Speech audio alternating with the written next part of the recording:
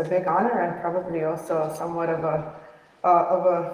a weight to be the final speaker of such an amazing conference. I've been peeking into some of the various things that have been happening over the days of the conference, and it looks like you guys are having a lot of fun.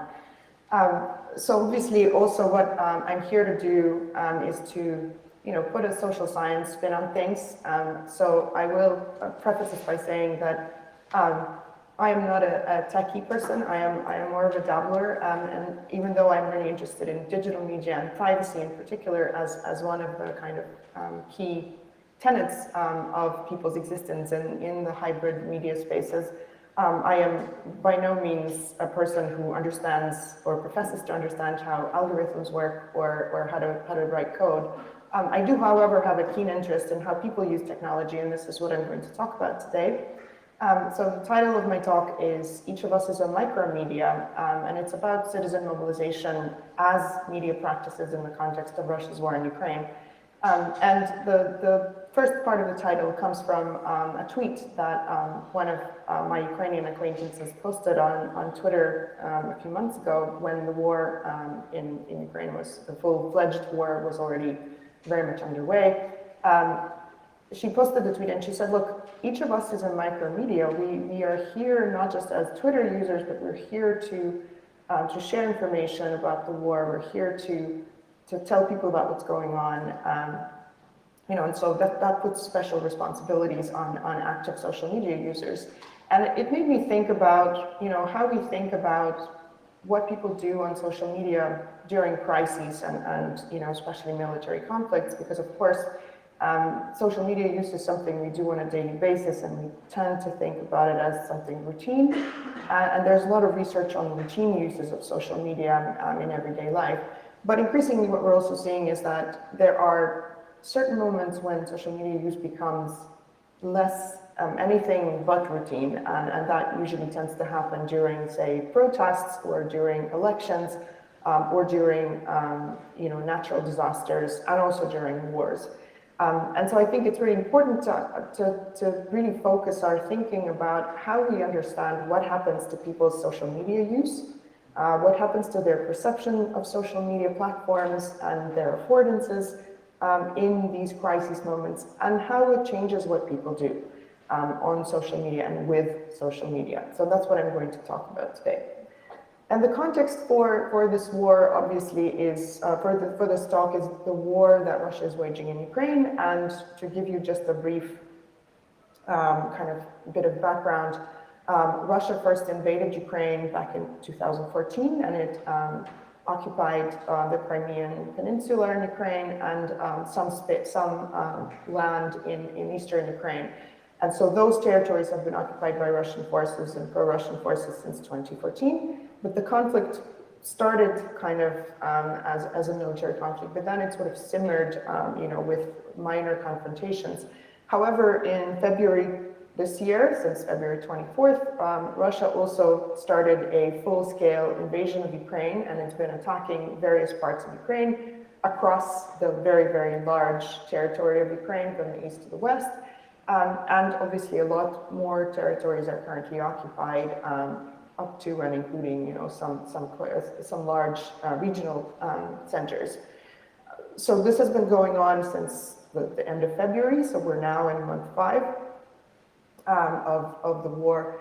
And so how we understand people's participation in conflicts and in this war obviously doesn't just stop at, people taking up arms or soldiers fighting other soldiers in the field. What we now understand the quality of war to be is that it is very much also a type of participatory warfare, something that William Marin describes as a kind of warfare that offers opportunities for different kinds of participation and expands those opportunities.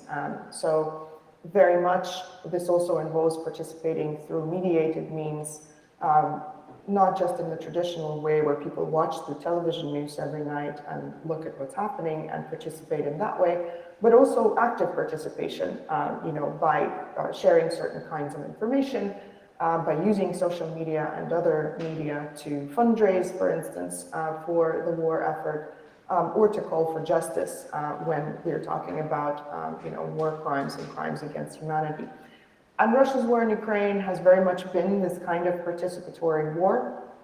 And we already have some research that tells us that Ukrainian citizens in particular on a grassroots level have relied on the openness and power of existing horizontal networks in Ukrainian society to mobilize for collective action and to do so away from or alongside centralized authority. So this tradition exists in Ukrainian society and in the Ukrainian digital sphere for quite some time.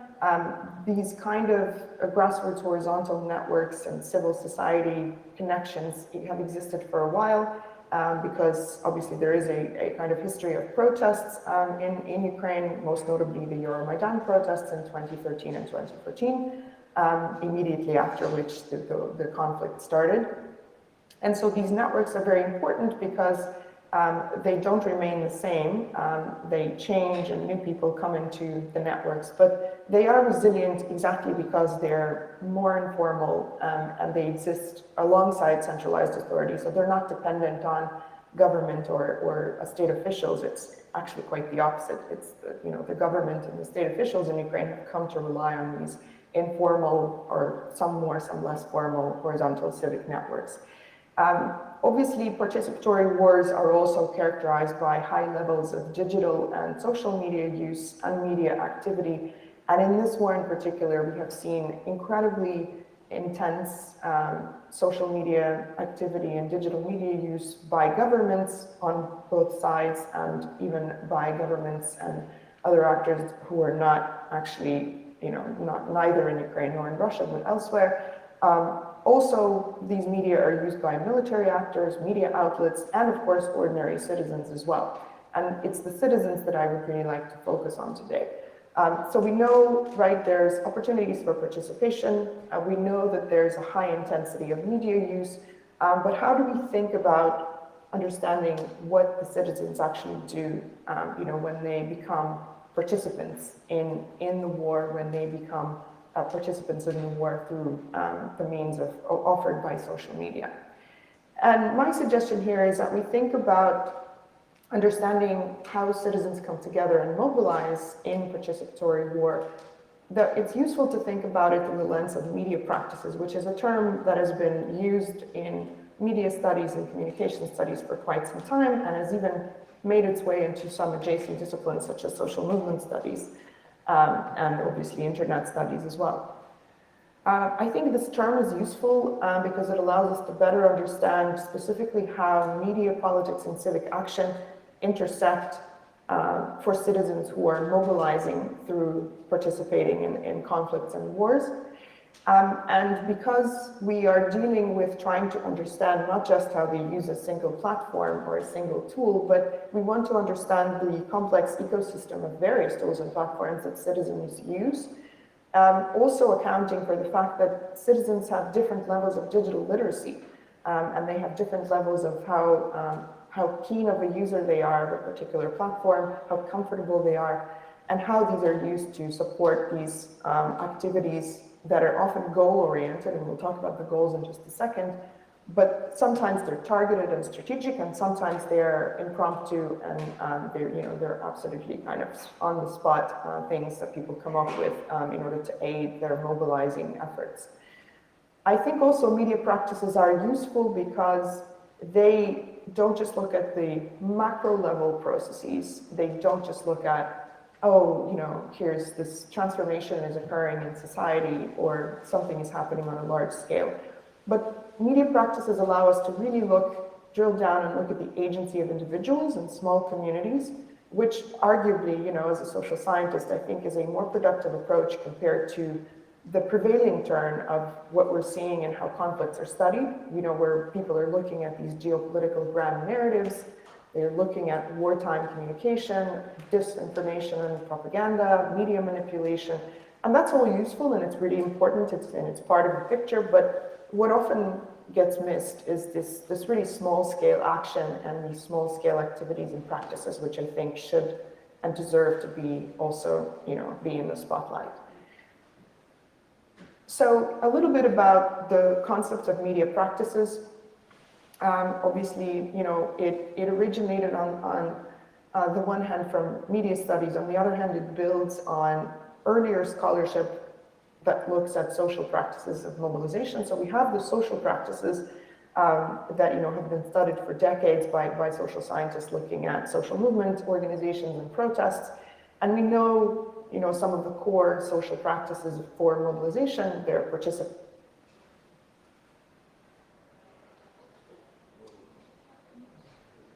movements or membership organizations, staging protests, engaging in other symbolic activities. So all of this knowledge exists already. But then we also have this other framework of media practices, which was originally suggested by Nick Coldry, which suggests that it's useful to understand media not just as channels of information or as platforms or as texts, but as practices, as a combination of practices, and to understand how media uses arrange, combine, and more generally intersect with other social practices. So we're not just looking at media in isolation or as platforms or as text, but we're looking at them when they intersect with other social practices, in our case, right, mobilization and participation, and then how people use media both as consumers and as generators of media content to enhance those social practices. And it's also useful because media practice as a theory suggests that there are several different temporalities that we can look at media practices in. There's, the long term, the medium term, and the short term. So we can look at transformations and changes, in terms of different temporalities. What are some of the practices that happen on a daily basis? And then what are some of the transformations in media use and media production and media broadcasting that take place over time? And media practices are also useful because they suggest that we can look at several different levels, right? We can look at the macro level, which is the kind of geopolitical, media market, media system level, where changes happen, where freedom of speech becomes something that is under threat, and that changes the whole game. We can also look at meso levels, so we can look at media organizations, we can look at independent journalism, we can look at open source intelligence efforts, so all different kinds of organizational actors that participate in the hybrid media system. But we can also look at the micro level, right? And this is the level that I'm particularly interested in. We can look at the media practices of individuals. And this very much aligns with what Alice Matoney and Emiliano Torere call activist media practices, right? So when they look at social movement studies, at particular ways that activists engaged with different media tools and platforms, they suggested that it's really useful to understand this micro level because it gives you an inkling of all of the different routinized and creative social practices that include interactions with media objects and that then generate or appropriate media messages and interactions with other media subjects to reach the specific goals that a certain activist collective or a certain social movement sets for themselves. So, this is the kind of framework that I'm applying when I'm looking at the activities and the media practices of Ukrainian citizens in the ongoing war. And it's really important here, right, that we're talking about routinized practices. So a lot of the practices that we will see, there's something that these people do on a daily basis anyway, and they've adapted them or changed them in order to serve the goals they've set for their participatory war effort. But they're also incredibly creative, and they always involve interactions with media objects, and in our case, most likely digital media objects, but also interactions with other individuals and other organizations that are part of participatory work. So media practices are also really useful as a concept because we can understand them not just as something that involves media use, but something that is also actively political, right? And really understanding that pretty much any citizen media or communicative practices in wartime, when people are joining this participatory warfare environment, all of these practices are necessarily political because as Natalie Fenton suggests, they actively re-socialize the political. So they take the political agenda from that macro level, from those messages that the governments are exchanging, and they bring it down to citizen level, to individual level, and re-socialize those political messages. What is important about understanding citizen individual media practices as politics is that they're also able very often, because it's a grassroots effort, to push against mainstream media logics and even platform algorithmic logics, right? So it's really important because very often when we talk about the mainstream media agenda, we can see certain patterns in how wars are covered that become, kind of boring and become, routine, and again, don't necessarily achieve the desired effect, right? Because there are certain media logics in how wars are reported, right? They're looking for explosions, they're looking for mass casualties, they're looking for pictures that will attract viewers, they're looking for conflict on a daily basis. But war also includes a lot of other things, right? And it's very hard for mainstream media to cover all of those things.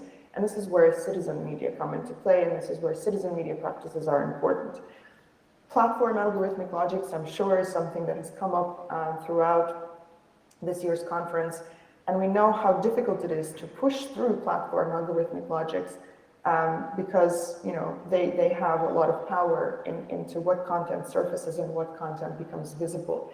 And so part of the citizen media practices and part of their aim is also to push against those logics and to find ways to co-opt or subvert them in order to put through the messages that the citizens think are really important, or even to build alternative media and alternative platforms, which again is a tradition that has existed in indie media and alternative media for quite some time, and we're now seeing attempts for the same logic to be introduced in the hybrid media system and in the social media space. The biggest part about the political aspect of media practices in participatory warfare is that they are important because they bring the publics to the fore, and the aim is to center the public's voices and not the voices of the state or the voices of NATO or the voices of the UN, but the public's voices, and to report about the war and its effects on citizens and on individuals, which again, I think sounds like a very admirable goal. And part of the task that citizens set for themselves, right, is to report on the very real effects, everyday effects of the war on people, and to narrate histories of violence, to show that, this war didn't just start in February, didn't start 8 years ago, that there is a longer history of confrontation and violence here, and to draw connections between different events that may or may not be obvious to people who are not, for instance, Ukrainian citizens that have lived in the country for quite some time. So hopefully I've convinced you that this is a really useful concept, and that focusing on the individuals and focusing on the grassroots level is really important. So really, I want to just jump straight into what we can observe in the hybrid media space of Russia's war in Ukraine, and specifically what we can observe in what the citizens have been doing. Obviously, these observations are a work in progress, so they're not in any way systematic, but to the best of my ability, and as a Ukrainian, and therefore a person who is also involved in a lot of these activities, I have tried to kind of systematize and categorize some of my observations. So because citizens participating in war and involved in participatory warfare are very much mobilized citizens, we know that they interact with the media not just because they're audiences of media messages, so they're not just passively sitting there and consuming messages produced by traditional media organizations or governments, but they also produce media messages on a systematic and continuous basis, right? So in a way, they kind of become quasi-media professionals who are doing the work, or some of the work, that traditionally journalists or media practitioners do, but a lot of this work they do on a voluntary basis, so they're not paid for this. It is not something they learn to do or trained to do, but they do this work anyway. And this is where this comment about, citizens being micro media it really resonates. So some of the things we've seen in the coverage of the war and how the war has been socialized on social media is that there is pervasive use of mobile technology. There is a lot of video, which is on the one hand very useful because there is a lot of evidence of what's happening and testimonies, but it also means that there's a lot of things to verify. We've also seen that the war has not just been visible in the digital realm, and so the media we have aren't just digital. They're also analog media, so there have been some reports of, say, posters going up on walls of buildings in occupied territories, spreading the news, because very often in occupied territories in Ukraine, people lose access to mobile connection, television, internet, they have no electricity. So it's also really important to understand that this isn't just a digital media space. It is a hybrid media space, and a lot of the messaging and the media work that's done transcends social media, transcends digital media, and a lot of it is less visible because it either happens in the darker corners or encrypted messengers or purportedly encrypted messengers like WhatsApp, Viber, and Telegram, and sometimes it's analog messaging that goes outside the digital realm. We've also seen that some of the efforts to engage in media practices are very much individual, but other efforts are community efforts. So for instance, we've had several initiatives that have been translating social media content that is published in Ukrainian or Russian. There are concerted efforts to translate this content and make it available in English. One example of this is a website called War Translated. I think the URL is wartranslated.org. And it's basically an effort that was started by an Estonian citizen who speaks Russian, who grew up in Estonia.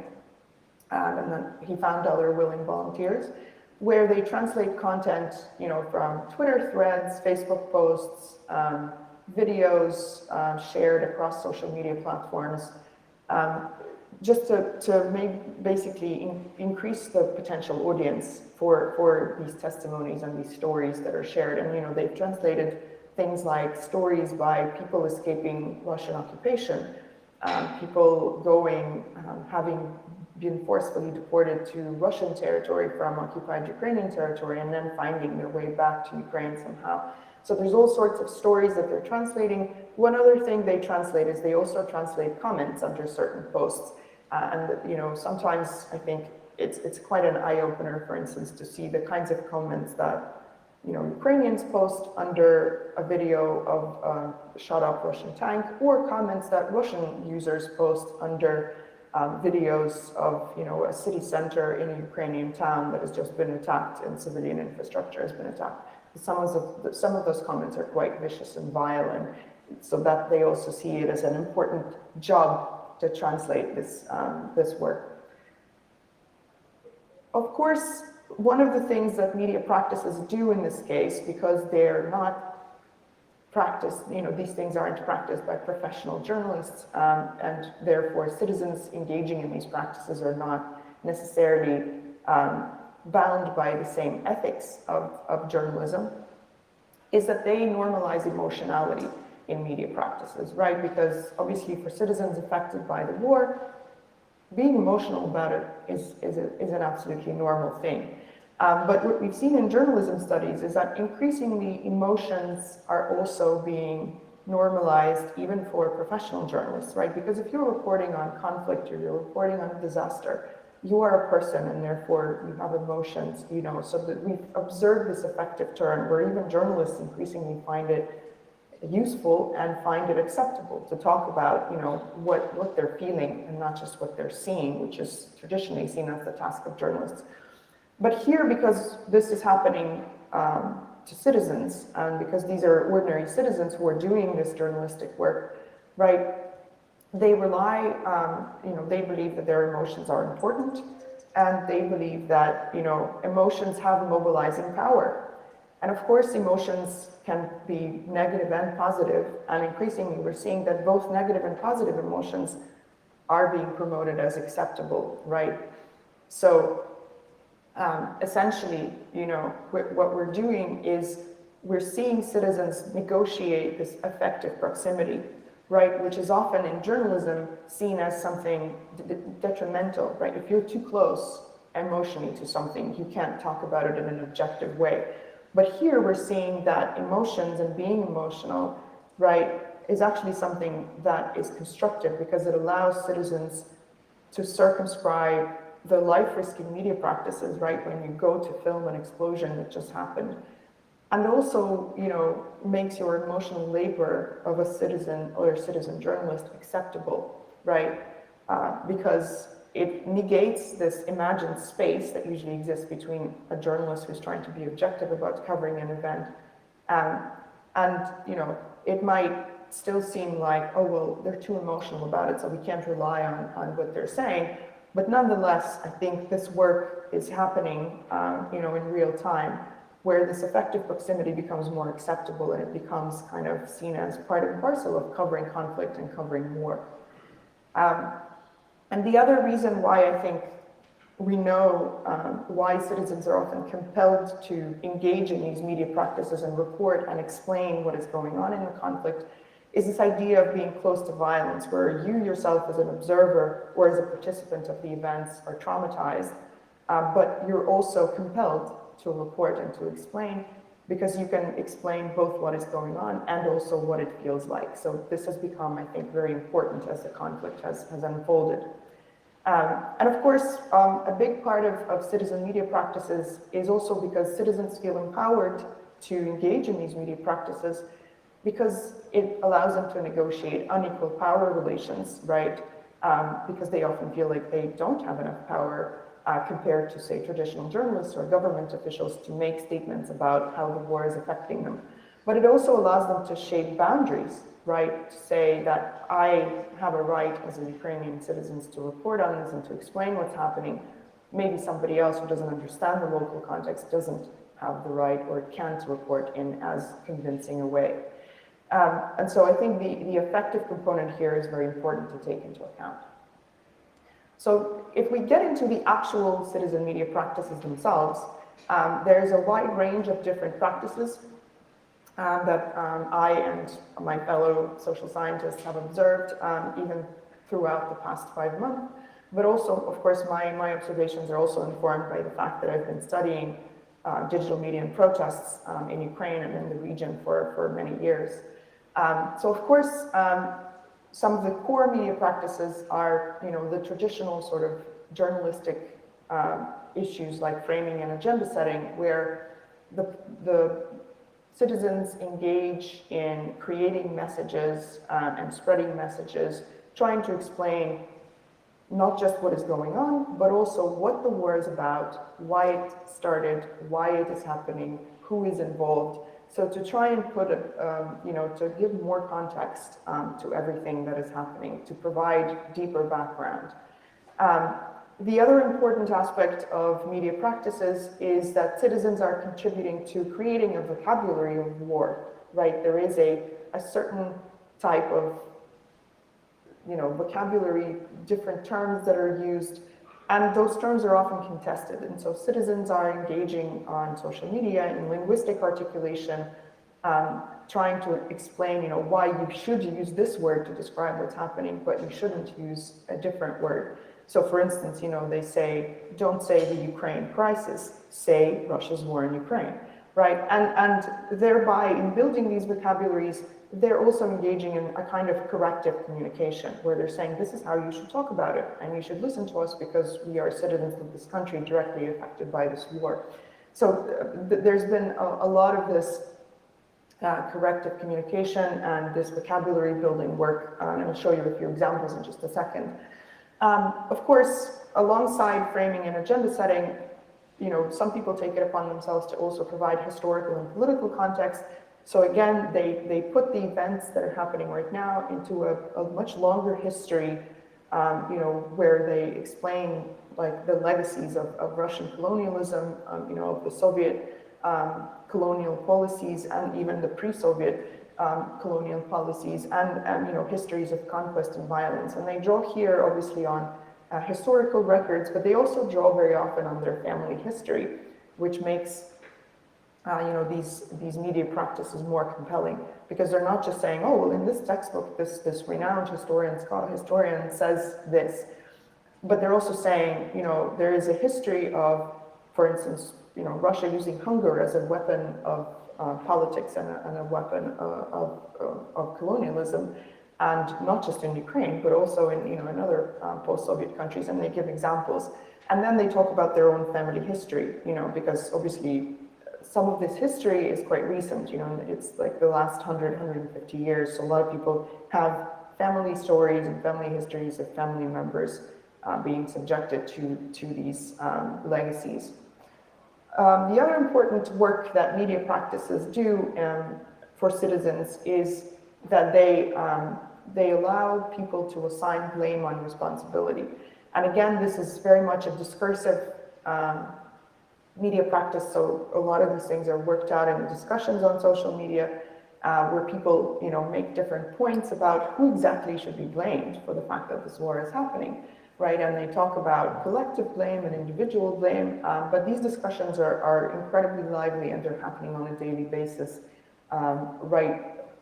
So, it's very important because obviously, if we look at traditional media, there is a certain way that media tend to frame conflicts, and they tend to frame, whose army it is it Russian army or is it Putin's army, is the president to blame for the war, or are ordinary Russians to be blamed for the war? And again, these discussions are much livelier, and they're much more mobile and much more transformative on the grassroots level in citizen social media. The next thing that I think for me is an important component of media practices is citizens play the role of watchdogs, which again, traditionally is played by mainstream journalists, but here they use their media practices to hold the power to account, right? And this doesn't just mean that they're talking about holding, the Russian government to account for attacking Ukraine, or say holding certain Ukrainian officials to account for being corrupt, but they're also holding other actors to account. They're holding platforms to account for being really bad at moderating content during the war. They're holding corporations to account for, say, continuing to do business with Russia for, even though there are massive sanctions. And they're also holding other citizens to account for all kinds of things, for sharing, for instance, videos of missile attacks too soon, because that's dangerous. And if you share a video of the exact spot where a missile attack happened, the attack might happen again in a very short time. They're also holding other citizens to account for, for doing other things like doxing people or not sharing truthful information. So there's a lot of holding to account that happens, and I think it's really interesting to see how that develops as a kind of genre of media practices. Of course, I've already mentioned witnessing and personal testimony. I think this is one of the most powerful media practices that we've observed, because it relies on people's personal storytelling. And obviously on social media, we know personal stories tend to travel further than a lot of other types of information. And again, what we've seen in the war is we've seen stories, Twitter threads, Facebook posts that are sometimes spontaneous. So somebody decides, they are brave enough to share their experience. Very often, it also becomes somewhat organized when one person shares something and then another person shares something in a similar format, and then it becomes a kind of flash mob. But this personal storytelling is really important, right? Because it adds that depth of individual experiences to traditional media reporting. And this is where we get all of these on-the-ground reports of displacement, occupation, loss, struggle, right? And so there's a range of different kinds of witnessing, of people who have had to leave the country, be displaced, or people who have had to move across the country, people who've lost their homes, people who've lost their family members, soldiers on the front line. So there's all kinds of testimonies, and I think for me, this is one of the richest media practices that I've observed. Of course, there's also things that we have become a little more accustomed to, such as open source intelligence and gathering evidence of war crimes and human rights atrocities, gathering data, identifying destroyed military equipment. All of this stuff is happening. Some of it is happening kind of in a more professionalized way, but there's also a lot of grassroots activity there. And then also crowdsourcing, which again has been, I think, quite prominent in the Ukrainian social media space even before the war and even before the start of the war 8 years ago. Crowdfunding has become a normal part of life for Ukrainian social media users.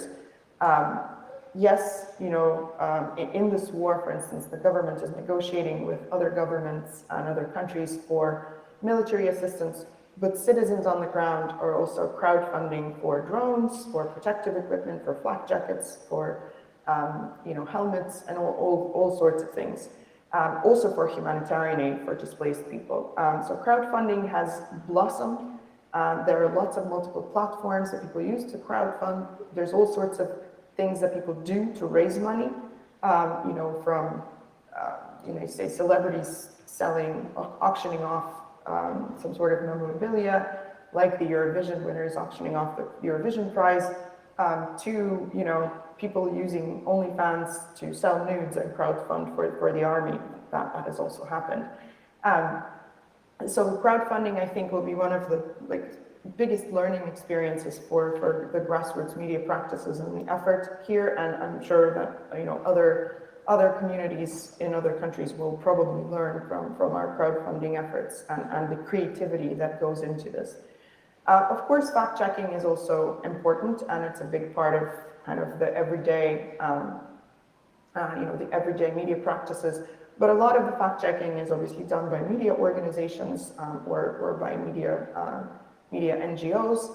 And, you know, we also know that fact checking after the fact that some kind of disinformation is spread is only part of the story. It's also important to pre-fact check, you know, to put the facts out there before something is shared.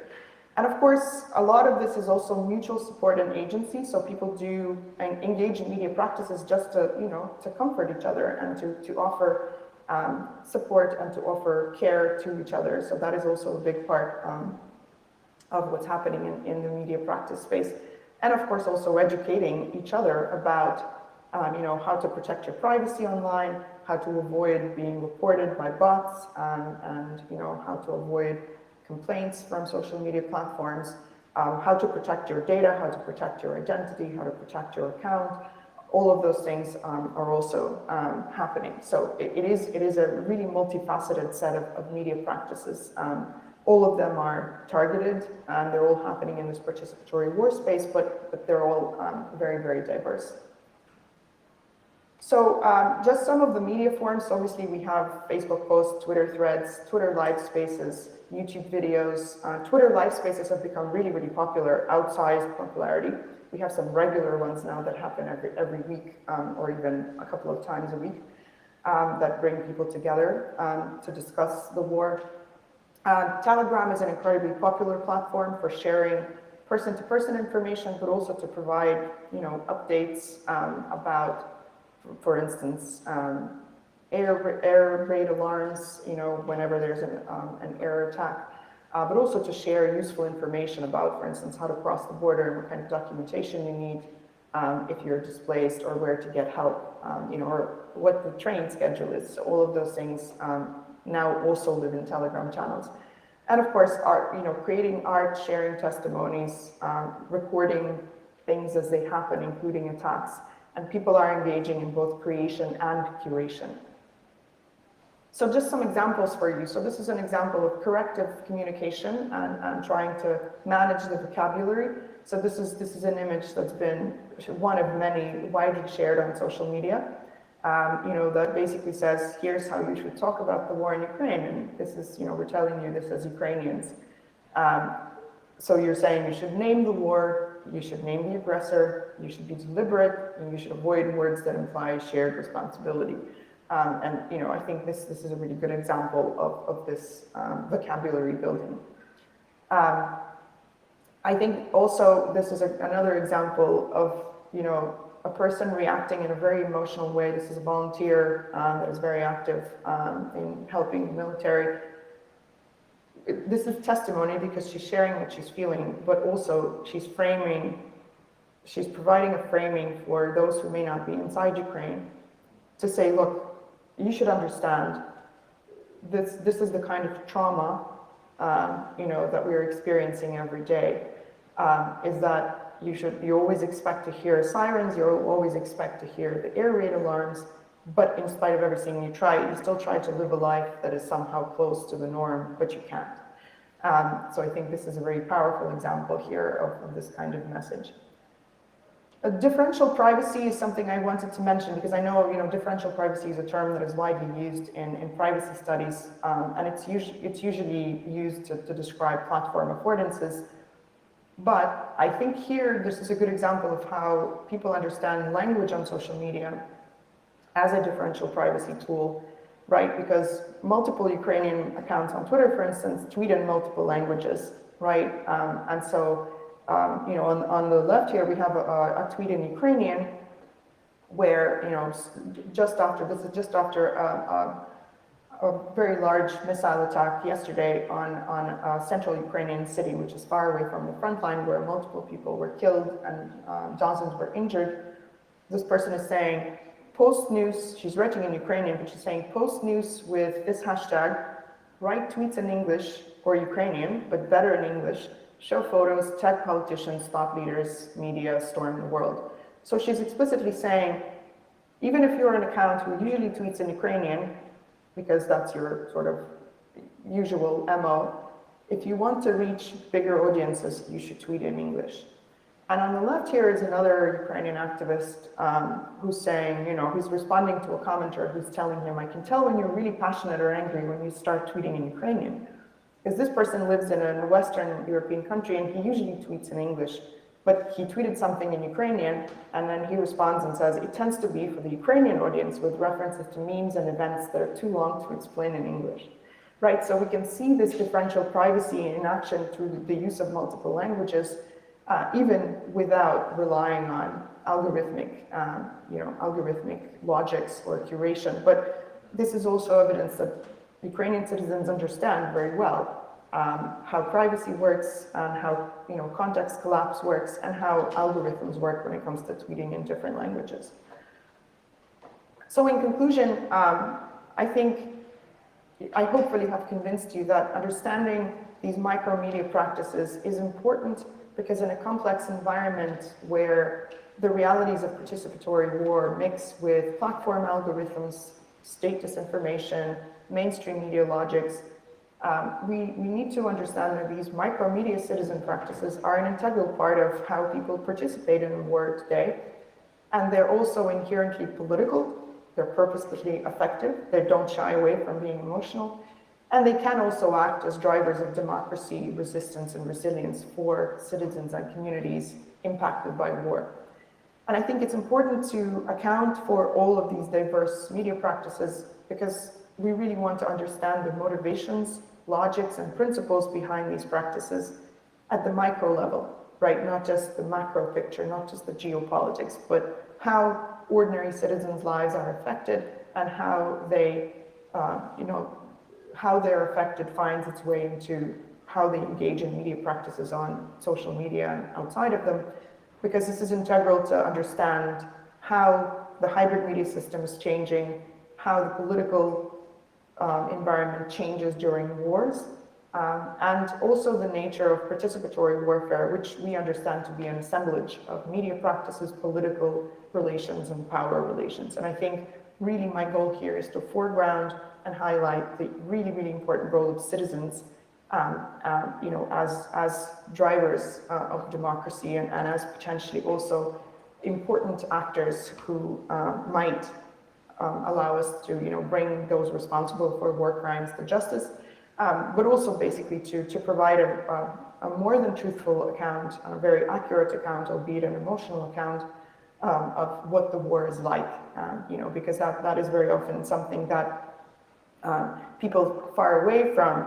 a place where war is happening might not always be able to grasp. And I think these citizen actions are really, really important. With that, I will stop sharing. And I will be happy to take any questions. Okay.